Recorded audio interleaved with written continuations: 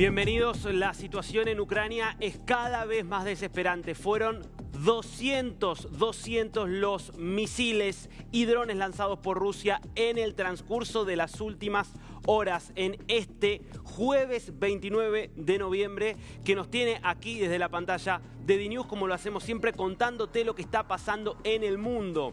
Dramática es realmente la situación que se está viviendo en Ucrania, porque estos ataques, muchos de ellos con misiles Kinzhal supersónicos, con incapacidad absoluta de cualquier sistema de defensa de poder interceptarlos, afectaron especialmente la infraestructura energética de Ucrania.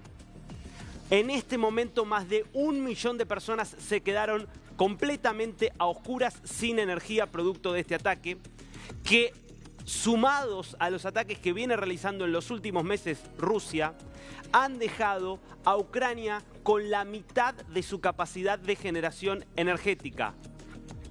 Estamos hablando de un colapso absoluto de toda la infraestructura energética, justo en un momento en el cual está ingresando Ucrania al invierno.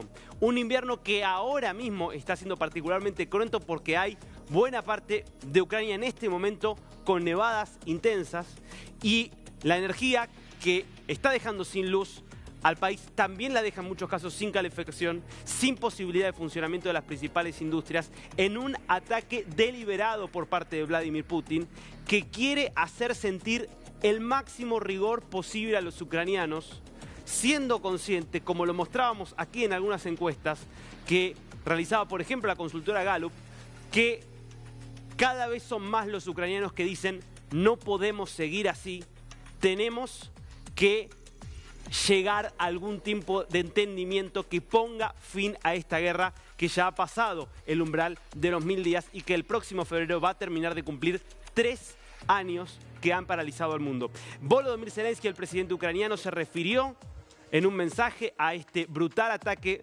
realizado por Rusia, donde dijo aproximadamente 100 drones de ataque y más de 90 misiles de diversos tipos. En varias regiones se informó de ataques con misiles Caliber, otro tipo de misiles también supersónicos, con municiones de racimo, dirigidos deliberadamente contra la infraestructura civil. Las municiones de racimo son estos misiles y estos cohetes que, antes de impactar, se abren y desparraman en un gran número de pequeñas bombas que lo que generan es múltiples explosiones que se van ampliando y van ampliando el área de cobertura de esas explosiones. Por lo tanto, son muy poco precisas y amplían la capacidad de daño en la infraestructura y en la población civil. Por eso es un armamento que suele estar prohibido.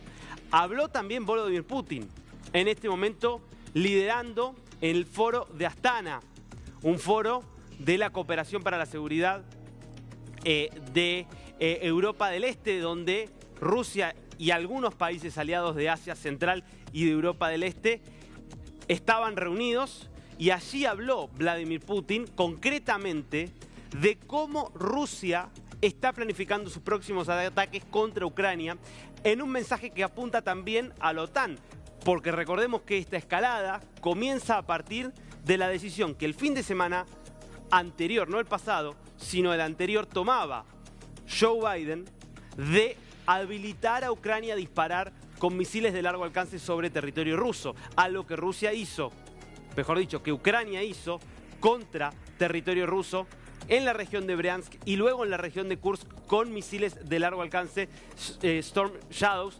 provistos por el Reino Unido, que también le dio esta autorización. Es desde ese momento que aumentó esta escalada, y es Putin el que dijo ahora: atención, porque ya tenemos identificado los blancos de lo que van a ser los próximos ataques. Ataques que van a ser utilizados con el nuevo tipo de misil de alcance intermedio que estrenó Rusia la semana pasada, que es el misil Oreshnik.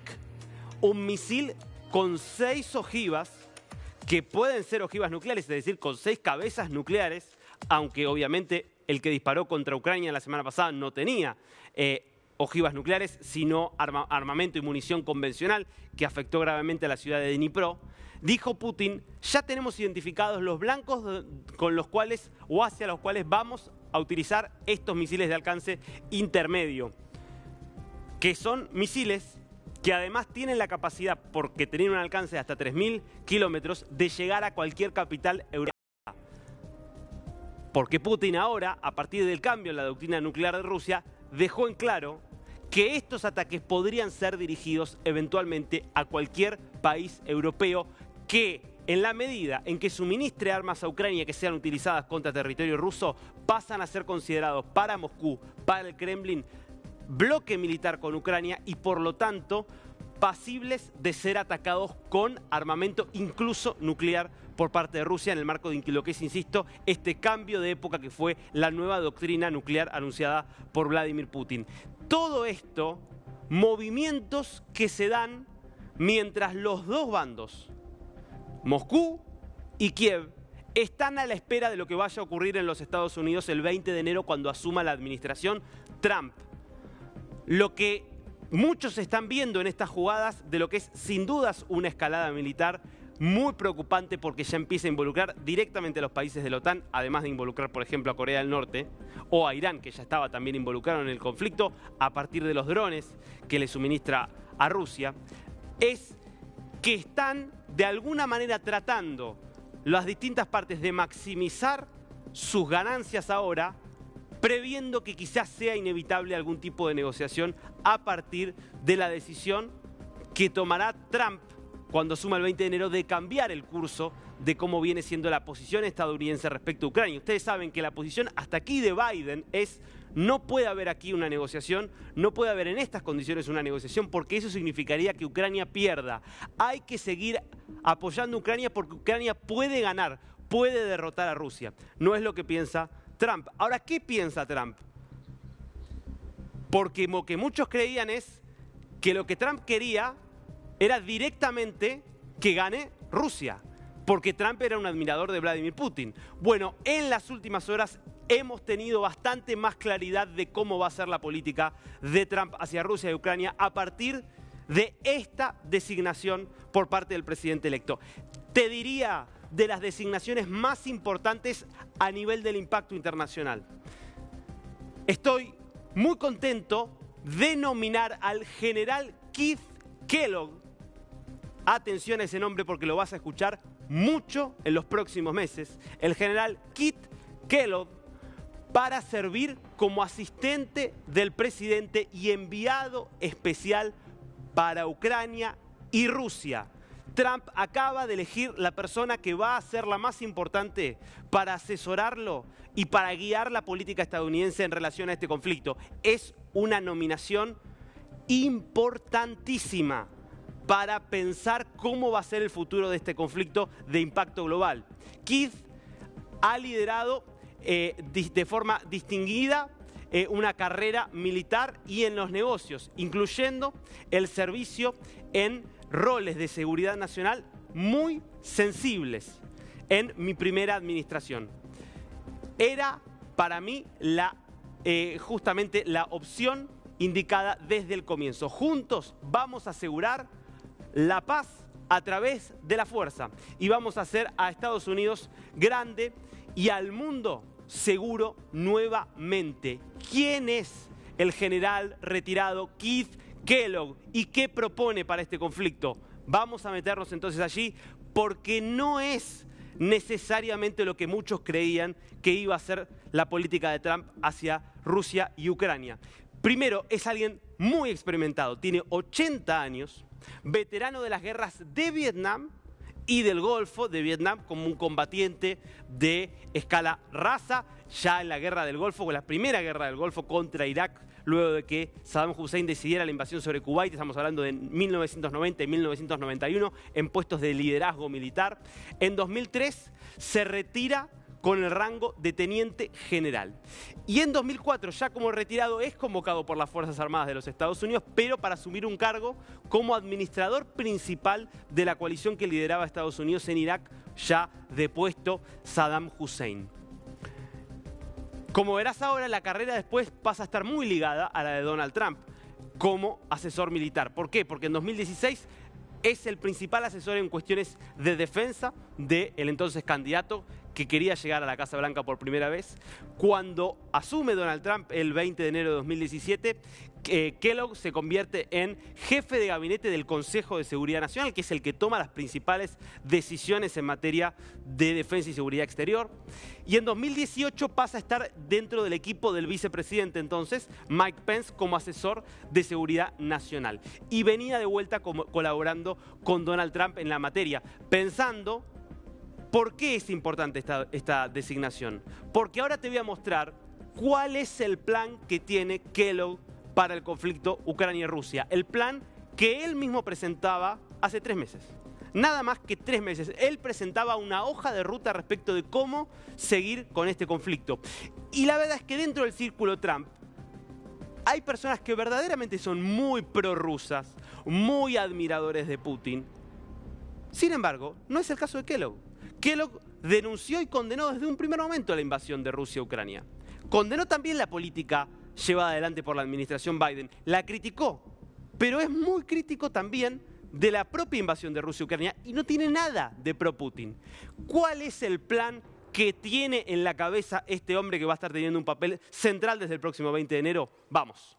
Los datos principales de este plan. El lema es el mismo lema que veíamos antes, viene de la política exterior estadounidense de hace muchos años y es paz a través de la fuerza. ¿Cuál sería la idea?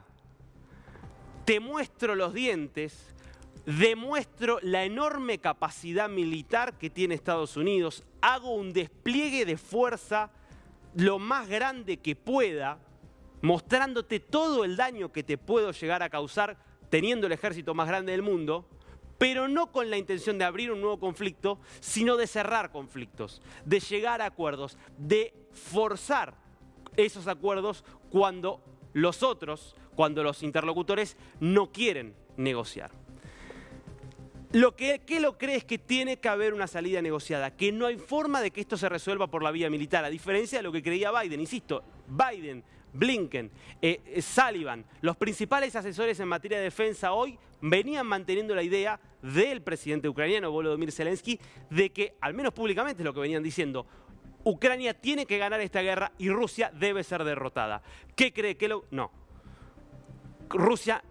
Me encantaría que Rusia fuera derrotada, pero Rusia no va a ser derrotada. Militarmente no hay forma de que Rusia sea derrotada en estas condiciones. Tendría que haber una forma de que se involucre Estados Unidos y la OTAN que desataría una tercera guerra mundial. Entonces, esto tiene que salir por la vía de negociación. ¿Cómo se llega a esa negociación? Esto es lo que dice Kellogg. A Ucrania, a Zelensky, se le va a decir lo siguiente. ¿Vos querés seguir recibiendo apoyo militar de los Estados Unidos? Tenés que sentarte a negociar. Si vos no querés sentarte a negociar con Rusia, vas a quedarte sin el apoyo militar de los Estados Unidos. Si vos estás dispuesto a negociar con Rusia, una salida que sí va a tener que incluir ceder parte del territorio, que seguramente va a incluir que hoy todo el territorio que está ocupado por Rusia, que es cerca de un 20% del territorio ucraniano, quede en manos rusas, con lo doloroso que eso va a ser para Ucrania, con lo injusto que eso va a ser para Ucrania. Si vos estás dispuesto a negociar eso, Estados Unidos va a seguir apoyándote. ¿Qué más? ¿Qué es lo que se le plantea, por ejemplo, a Rusia?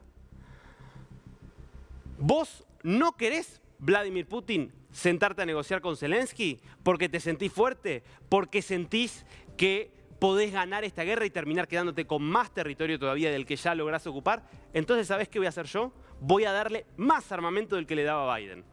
Voy a incrementar el nivel de ayuda militar a Ucrania si vos no querés negociar, Putin.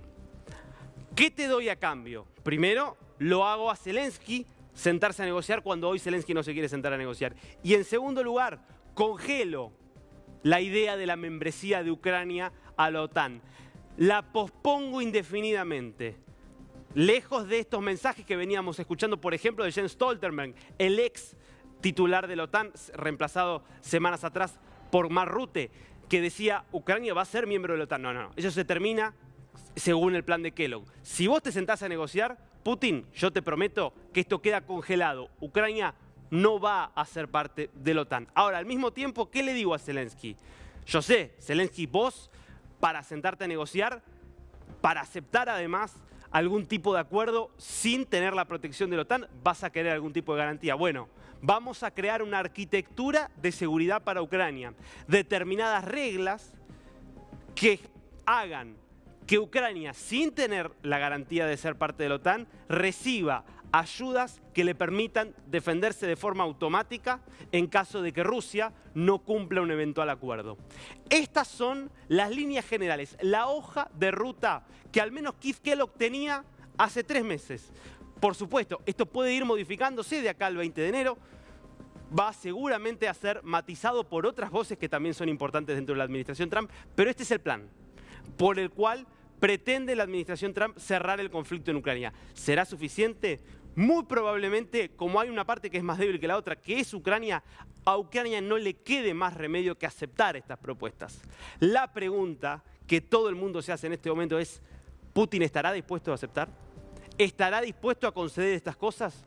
¿O buscará llegar al objetivo de máxima instancia, siendo consciente de la debilidad de Ucrania y creyendo que Estados Unidos, por ejemplo, no va a cumplir con esta amenaza de incrementar la ayuda contra Ucrania, va a seguir atacando a Ucrania? No lo sabemos. Que, por ejemplo, hoy el rublo lo esté teniendo la caída más importante en mucho tiempo y haya decidido dejar de comprar divisas extranjeras, puede ser una señal de debilidad económica que inquiete a Putin y que lo lleve a querer negociar. La pelota empieza a cambiar en un juego que es diferente al que vino siendo desde hace más de 1000 días. Esta es la propuesta que tiene la administración Trump frente a la guerra en Ucrania en un día, este jueves 28 de noviembre, que va a quedar como uno de los días más duros para Ucrania desde el comienzo de la guerra, porque Rusia disparó más de 200 misiles y drones y dejó a la mitad de la infraestructura energética del país completamente colapsada.